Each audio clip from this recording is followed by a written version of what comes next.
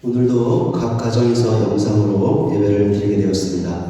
오늘은 예배 현장에 또 우리 몇 분의 성도님들을 같이 오셔서 함께 예배를 드리게 되는데요. 또 이곳에서 예배하는 우리 모든 분들과 또 가정에서 영상으로 예배하는 모든 분들에게 또 오늘도 하나님의 충만한 은혜가 함께 하시길 또 주님의 이름으로 간절히 소원합니다. 우리 같이 함께 찬양하기 원하는데요. 우리 당신이 지쳐서라는 찬양인데, 우리가 지금 많이 힘들고 어려워서 우리가 영육간에 지칠 수 있는데, 이때 우리를 위해서 기도하고 계시는 주님이 계신다. 그 사실을 기억함으로 힘을 낼 수 있는 우리 자신이 되게 해달라고 기도하는 마음으로 같이 함께 찬양하겠습니다.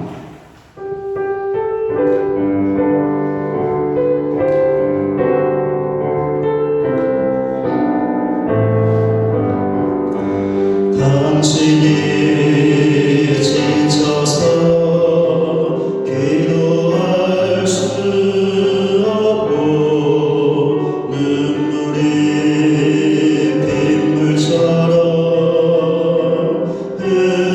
흘러내릴 때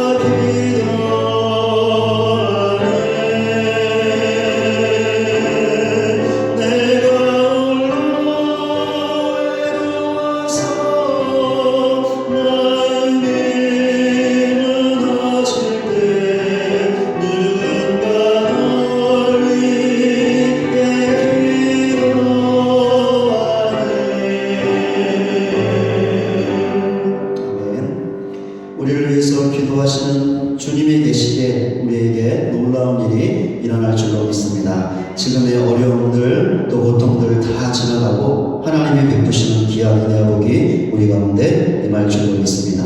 그런 놀라운 일을 행하실 하나님을 기억하시면서 우리 그 하나님을 찬양하기 원하는데요. 주 찬양합니다. 같이 함께 찬양하시면서 그 하나님을 높여드리겠습니다.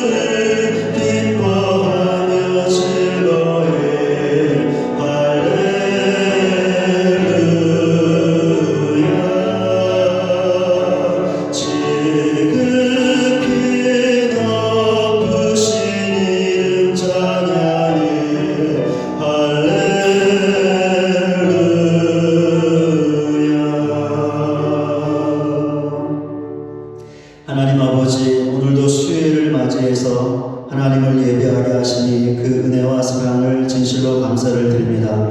저희가 코로나19로 인하여 교회에 나와 예배하지 못하지만 각 가정에서 영상으로 하나님을 예배합니다. 그곳에도 하나님께서 함께 하실 줄로 믿습니다. 우리의 예배를 받으시고 예배 가운데 은혜를 베푸실 줄로 믿습니다. 오늘도 이 믿음으로 기도하오니 우리에게 은혜를 베풀어 주시고 그 은혜로 우리의 영혼이 살아나고 힘을 얻을 수 있는 복된 예배가 되게 하여 주시옵소서. 지금도 우리를 위해서 성령님께서 말 못할 탄식으로 우리를 위해서 간구하고 계시는 줄로 믿습니다. 이 믿음으로 오늘도 예배하오니 하나님의 크신 위로가 우리 가운데 임할 수 있도록 도와주시고 우리를 위해서 놀라운 일을 행하실 하나님을 바라보므로 우리의 영혼이 힘을 얻을 수 있는 귀한 예배가 되게 하시고 그 하나님을 삶 가운데 경험하여 우리의 마음껏 그 하나님을 소리쳐 찬양하며 경배하며 노래할 수 있는 저희 모두가 되어줄 수 있도록 크신 은혜로 함께하여 주시옵소서. 오늘도 주의 말씀을 듣습니다. 말씀 가운데 귀한 은혜가 있게 하시고 주시는 말씀에 순종할 수 있는 저희 모두가 되게 하여 주시옵소서. 예수 그리스도의 이름으로 기도드립니다. 아멘. 이 시간 하나님의 우리가 볼 하나님 말씀은요, 신약성경 고린도후서 1장 3절부터 11절까지입니다. 제가 말씀 읽겠습니다. 찬송하리로다. 그는 우리 주 예수 그리스도의 하나님이시요 자비의 아버지시요 모든 위로의 하나님이시며 우리의 모든 환난 중에서 우리를 위로하사 우리로 하여금 하나님께 받는 위로로서 모든 환난 중에 있는 자들을 능히 위로하게 하시는 이시로다. 그리스도의 고난이 우리에게 넘친 것 같이 우리가 받는 위로도 그리스도로 말미암아 넘치는도다. 우리가 환난 당하는 것도 너희가 위로와 구원을 받게 하려는 것이요 우리가 위로를 받는 것도 너희가 위로를 받게 하려는 것이니 이 위로가 너희 속에 역사하여 우리가 받는 것 같은 고난을 너희도 견디게 하느니라. 너희를 위한 우리의 소망이 견고함은 너희가 고난에 참여하는 자가 된 것 같이 위로에도 그러할 줄 알미라. 형제들아, 우리가 아시아에서 당한 환난을 너희가 모르기를 원하지 아니하노니 힘에 겹도록 심한 고난을 당하여 살 소망까지 끊어지고 우리는 우리 자신이 사형 선고를 받은 줄 알았으니 이는 우리로 자기를 의지하지 말고 오직 죽은 자를 다시 살리시는 하나님만 의지하게 하신다. 그가 이같이 큰 사망에서 우리를 건지셨고 또 건지실 것이며 이후에도 건지시기를 그에게 바라노라. 너희도 우리를 위하여 간구함으로 도우라. 이는 우리가 많은 사람의 기도로 얻은 은사로 말미암아 많은 사람이 우리를 위하여 감사하려 함이라. 아멘. 바울은 예수님과 그분의 교회를 핍박하고 대적했던 사람이었습니다. 그런데 부활하신 예수님께서 바울을 만나 주신 후에 그는 완전히 새 사람이 되었습니다. 예수님과 교회를 대적하고 핍박했던 사람이 교회를 사랑하고 예수님을 증거하는 사람이 되었던 것이죠. 절대로 일어날 수 없는 기적과도 같은 일이 바울에게 일어났던 것입니다. 새 사람이 된 후에 바울은 예수님을 증거하는 일에 헌신을 다했습니다. 그런데 이 일에 항상 좋은 일만 있지 않았고 즐거움과 행복만 있지 않았죠. 이 일에는 고난도 뒤따랐습니다. 오늘 본문에서도 바울은 자신이 당했던 고난에 대해서 말하고 있습니다. 본문 8절입니다. 형제들아, 우리가 아시아에서 당한 환난을 너희가 모르기를 원하지 아니하노니 힘에 겹도록 심한 고난을 당하여 살 소망까지 끊어지고. 바울은 자신이 아시아에서 당했던 환난을 말했습니다. 그 환난이 어느 정도였다고 말했습니까? 살 소망까지 끊어지는 힘에 겹도록 심한 고난이었다라고 말했습니다. 아마도 바울은 이 환난 때문에 깊은 절망에 빠졌던 것 같습니다. 그렇게 본문 9절 전반부에 우리는 우리 자신이 사형 선고를 받은 줄 알았다라고 나와 있는 고백을 했던 것이죠. 그러니까 바울은 죽음의 공포와 두려움을 느낄 정도로 극심한 환난을 당했던 것입니다. 그렇다면 바울이 당했던 환난은 구체적으로 어떤 것이었을까요? 이 무릎에 대한 다양한 견해들이 있는데요. 몇 가지를 말씀드리면 다음과 같습니다. 첫째, 절박한 익사의 위험이었다는 것입니다. 둘째, 위독한 병이었다는 것입니다. 셋째, 맹수와 더불어 싸운 일이었다는 것입니다. 넷째, 감옥에 갇혔었다는 것입니다. 다섯째, 에베소에서 유대인들에게 당했던 공격이었다는 것입니다. 이 5가지 중에서 바울이 당했던 환난이 바로 이것이다 라고 할 수 있는 것은 없습니다. 왜냐하면 5가지 모두 결정적인 증거가 부족하기 때문이죠. 그러나 5가지 견해는 바울이 사도로서 예수님을 증거하는 중에 당했던 고난들을 보여주고 있습니다. 그렇게 정확하게 하나를 꼬집어서 말할 수는 없지만 바울이 당했던 환난은 예수님을 증거하다 당했던 신체적인 고통, 위험들, 박해와 염려들을 포함한다고 할 수 있습니다. 어쨌든 분명한 사실은 바울이 환난을 당했다는 것이고 그것 때문에 말로 다할 수 없는 고통, 심지어 죽음을 느낄 정도의 극심한 고난을 당했다라는 것이죠. 이 지점에서 우리는 하나님께서 바울에게 너무 하셨다라고 생각할 수 있습니다. 왜 이런 생각을 하게 되는 것일까요? 바울이 사도로서 예수님을 증거하는 일에 헌신했던 사람이었기 때문이죠. 바울은 인간적으로 자랑할 것들이 많이 있었습니다. 그의 유대적인 혈통이 그러했고 그의 깊었던 확신이 그러했죠. 그러나 바울은 이 모든 것들을 배설물로 여겼습니다. 그리고는 오직 예수님만을 위하여 그분을 사랑하고 증거하는 일에 그의 모든 것을 드리며 철저하게 헌신했습니다. 그렇다면 하나님께서 바울에게 어떻게 하셔야 했을까요? 바울에게 좋은 것만을 주시고 즐거움과 행복만을 주셔야 했습니다. 그런데 어떻게 하셨죠? 바울에게 극심한 고통과 고난을 주셨던 것이죠. 그렇게 하나님께서 바울에게 너무 심하셨다라는 생각을 가질 수 있는 것이죠. 그러나 이런 생각은 틀렸습니다. 왜 그렇습니까? 하나님께서 바울을 예수님을 증거하는 사도로만 부르지 않으셨기 때문입니다. 이 부르심 말고 또 다른 하나님의 부르심이 바울에게 있었습니다. 어떤 부르심이었을까요? 사도행전 9장 15절과 16절입니다. 가라, 이 사람은 내 이름을 이방인과 임금들과 이스라엘 자손들에게 전하기 위하여 택한 나의 그릇이라. 그가 내 이름을 위하여 얼마나 고난을 받아야 할 것을 내가 그에게 보이리라. 바울은 다메섹 도상에서 부활하신 예수님을 만났습니다. 바울은 그 만남으로 앞을 잠시 보지 못하게 되었습니다. 부활하신 예수님께서 이런 바울에게 당신의 말씀을 전하고자 하셨죠. 이를 위하여 아나니아라는 선지자에게 말씀을 주셨습니다. 그 말씀을 바울에게 가서 전하라는 것이었죠. 방금 읽었던 것이 바로 그 말씀이었습니다.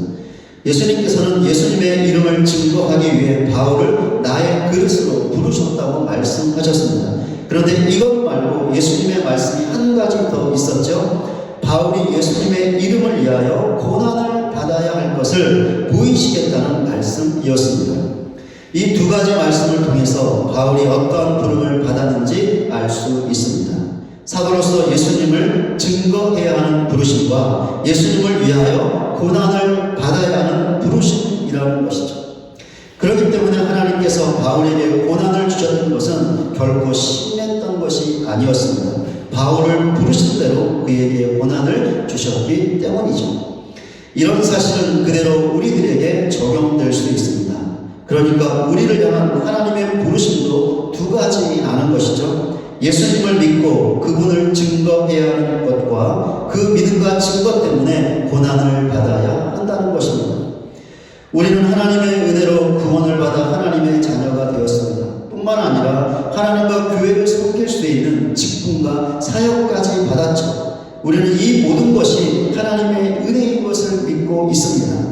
그렇게 예수님을 믿고 있는 것이며 그 믿음을 위해 포기해야 할 것들을 포기하고 있으며 그 은혜를 주신 예수님을 예배하고 증거하고 있는 것이죠.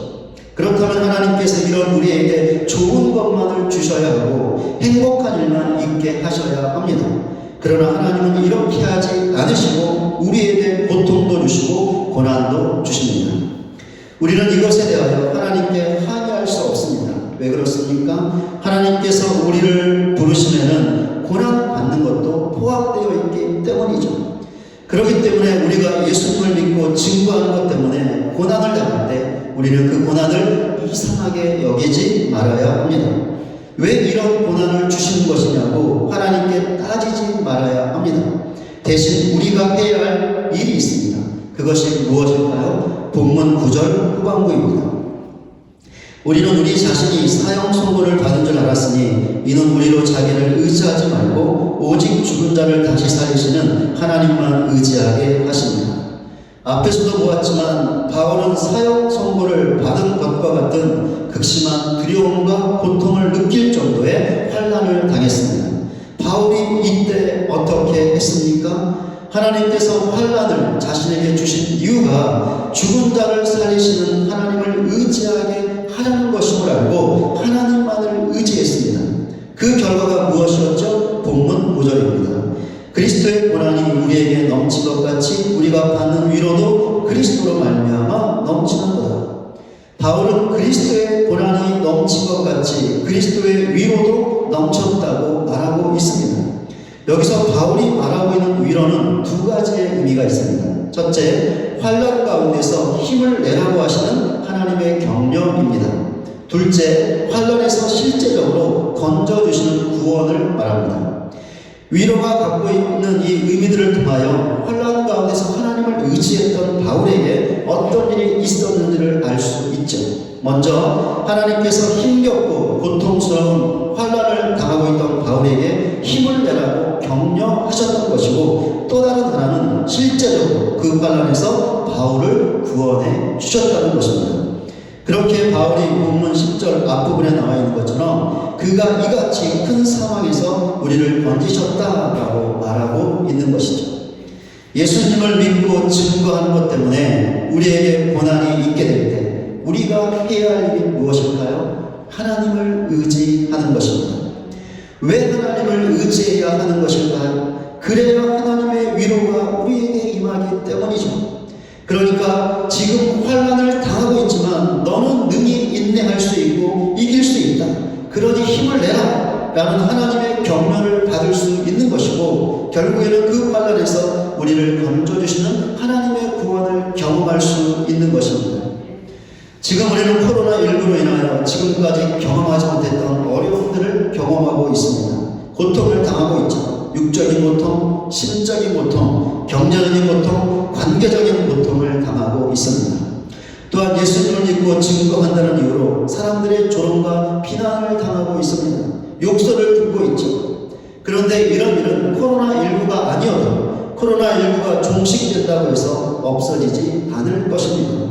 코로나19 이후에도 또 다른 일들과 문제들과 사람들과 상황들 때문에 여전히 고통과 어려움은 있을 것이며, 불신자들의 조롱과 멸시와 욕설도 끊이지 않을 것입니다.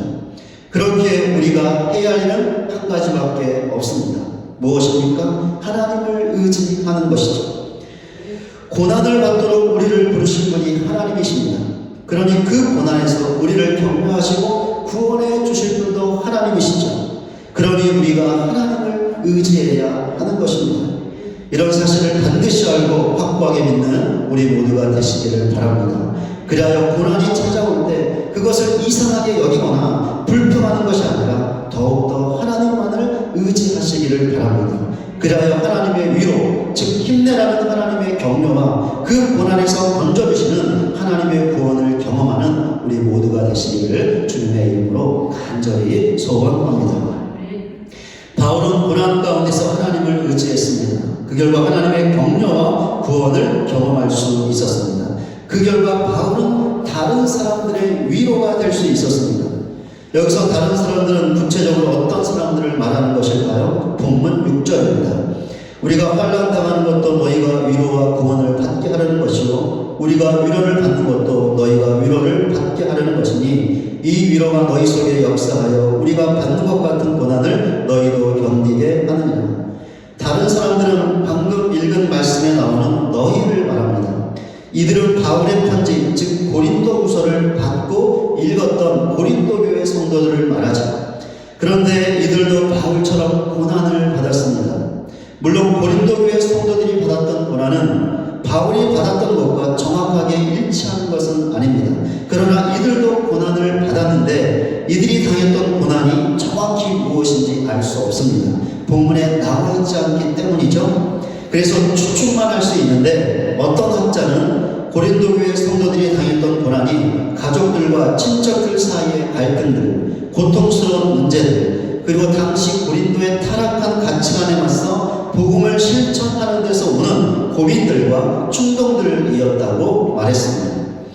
고린도 교회 성도들이 어떤 고난을 당했든지 분명한 사실은 그들도 바울처럼 고난을 예수님을 믿고 증거하는 것 때문에 고난을 당했다라는 것이죠. 그렇게 이들에게도 필요한 것이 있었는데 하나님의 위로였습니다.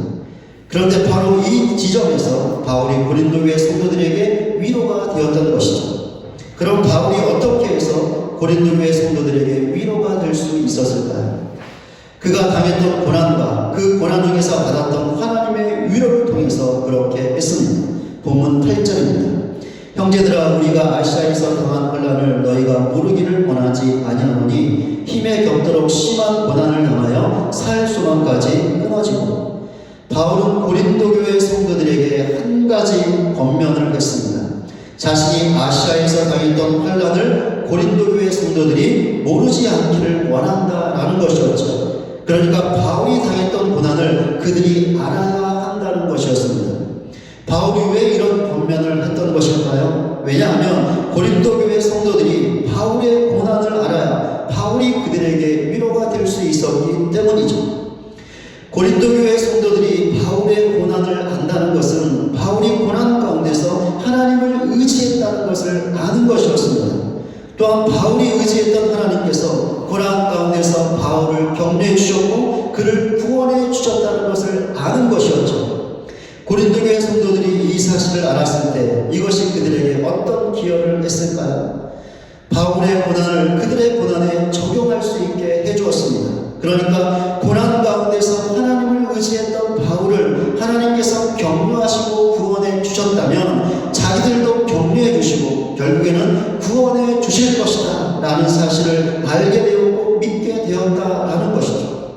그러니 바울이 고린도 교회 성도들에게 얼마나 큰 위로가 되었을까요? 정말이지 말로 할 수 없는 큰 위로가 되었을 것입니다.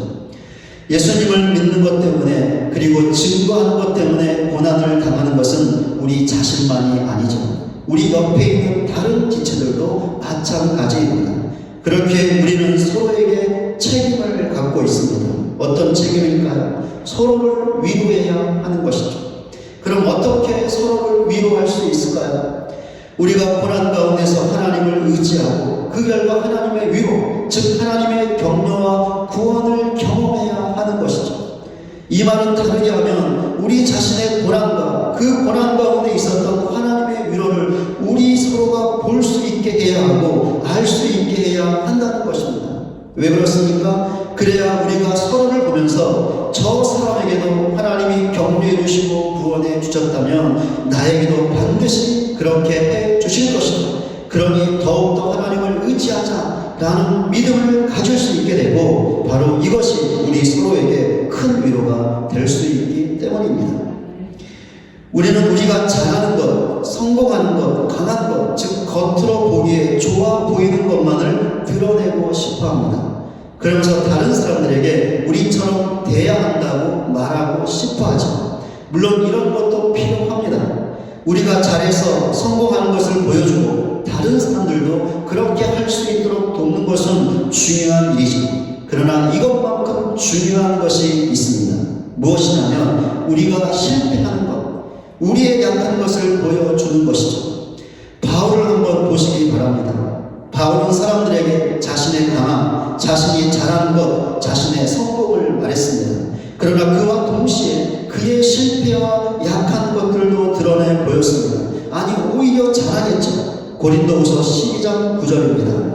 나에게 이르시기를 내 은혜가 내게 족하도다. 이는 내 능력이 약한 데서 온전하여 짐이라 하신지라. 그러므로 도리어 크게 기뻐함으로 나의 여러 약한 것들에 대하여 자랑하리니 이는 그리스도의 능력이 내게 몸을 대하여 하니라. 바울은 나의 여러 약한 것들에 대하여 숨기지 않고 자랑할 것이라고 고백했습니다. 바울이 왜 이런 고백을 했던 것일까요? 그리스도의 능력이 자신 안에 머물게 하기 위해서였습니다. 그러니까 바울은 자신이 약하면 약할수록 또한 그것을 숨기지 않고 드러내면 드러낼수록 더욱더 그리스도의 능력을 구하며 의지하게 되고 그렇게 되면 자신은 약하지만 그리스도의 능력으로 주어진 삶을 살아내고 주어진 직분과 사명을 감당할 수 있기 때문에 자신의 약함을 자랑했던 것이죠. 우리도 바울처럼 우리에게 있는 약함을 부끄러워해서는 안 됩니다. 숨겨서는 안 되죠. 오히려 드러내고 자랑해야 합니다. 왜 그렇습니까? 그래야 그리스도의 능력을 구하게 되고 그 능력으로 우리에게 주어진 삶을 살아내고 주어진 직분과 사명을 감당할 수 있기 때문이죠.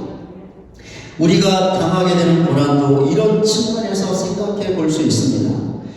우리가 우리 자신의 죄악이나 잘못 때문에 당하는 고난이 아니라 예수님을 믿고 증거하기 때문에 당하는 고난은 전혀 부끄러운 것이 아닙니다. 그러니 숨겨야 하는 것도 아니죠. 더욱이 하나님께서는 우리를 예수 신앙 때문에 고난받는 자로 불러주셨습니다. 그렇게 어떻게 보면 고난은 우리에게 작정된 것이라고 할 수 있습니다. 그러니 우리가 예수님 때문에 당하는 고난은 당연한 것이죠. 우리 삶에 없어서는 안 되는 것입니다. 그렇게 예수 신앙 때문에 우리에게 고난이 있게 된다면 우리는 그것을 숨기려 하지 말고 바울처럼 우리 서로에게 알려야 하는 것이죠. 그럼 무엇을 알려야 하는 것일까요? 우리가 당하는 고난 자체를 알려야 하는 것일까요? 또한 그 고난 때문에 믿음을 잃고 낭만에 있는 우리의 모습을 알려야 하는 것일까요? 아니죠.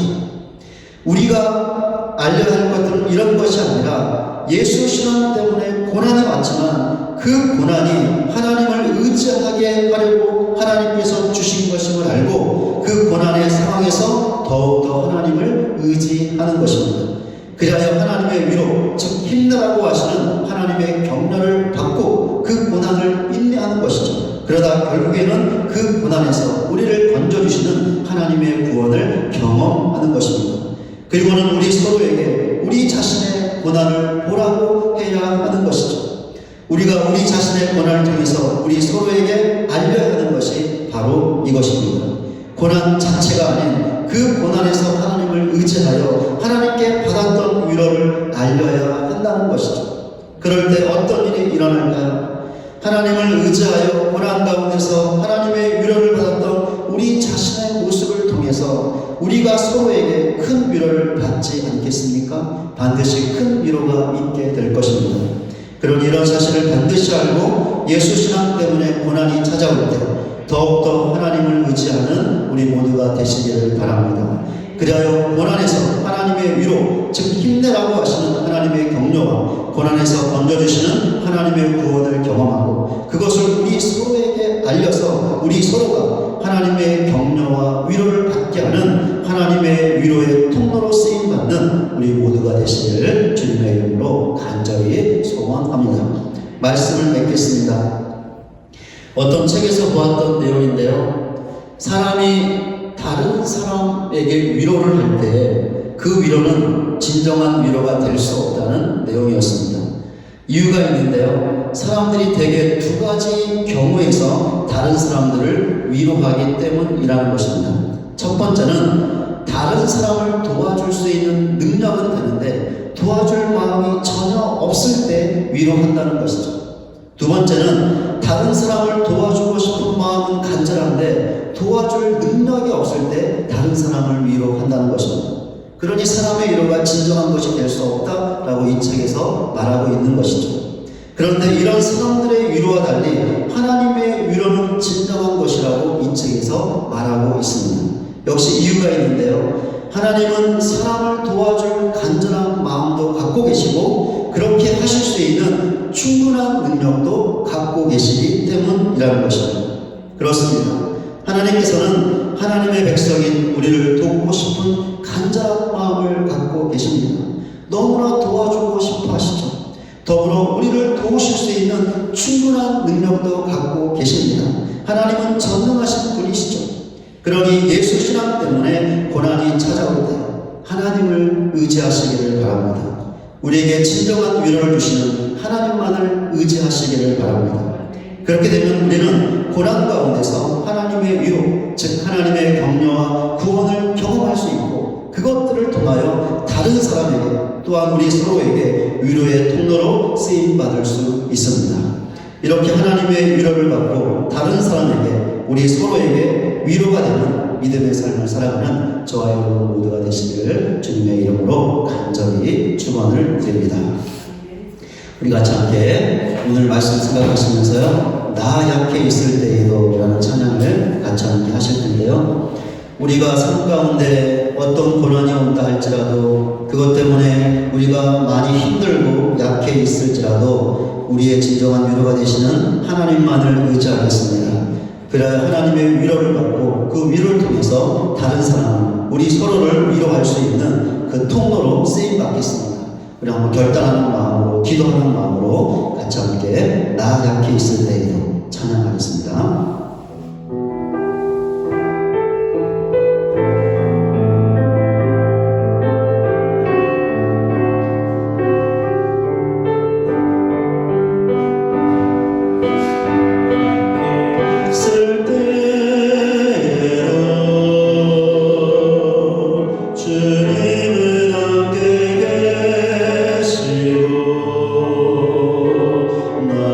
소망 이를 때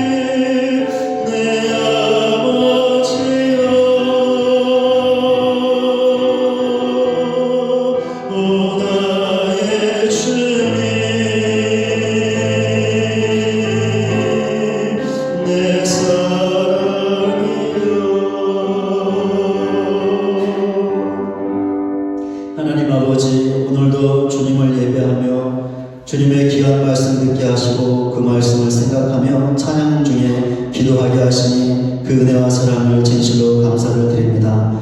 하나님께서 우리를 부르시면 고난이 포함되어 있습니다. 그렇게 우리는 이 땅의 삶을 살 때 예수님을 믿는 것 때문에, 예수님을 증거하는 것 때문에 고난을 당합니다. 하나님, 그 고난이 찾아올 때 이상하게 여기지 않게 하시고, 그 고난을 주신 하나님께 불평하지 않게 하시고, 그 고난이 있어야만 당연하게 여길 수 있는 저희 모두가 되어줄 수 있도록 주장하여 주시옵소서. 그러한 그 고난이 찾아올 때 우리를 진정으로 위로할 수 있는, 즉 우리를 격려하시고 우리를 구원하실 수 있는 하나님만을 의지하는 저희 모두가 되게 하여 주시옵소서. 그러한 하나님의 위로를 받게 하시고 그 위로를 통하여 서로를 위로할 수 있는, 고난 때문에 지쳐있고 쓰러져 있는 다른 지체들, 우리 서로를 위로하여 그들도 위로가 고난 가운데서 하나님의 위로를 받고 하나님의 구원을 경험케 하는 그 귀한 위로의 통로로 쓰임받을 수 있는 저희 모두가 되어줄 수 있도록 크신 은혜로 함께하여 주시옵소서. 예수 그리스도의 이름으로 기도드립니다. 아멘.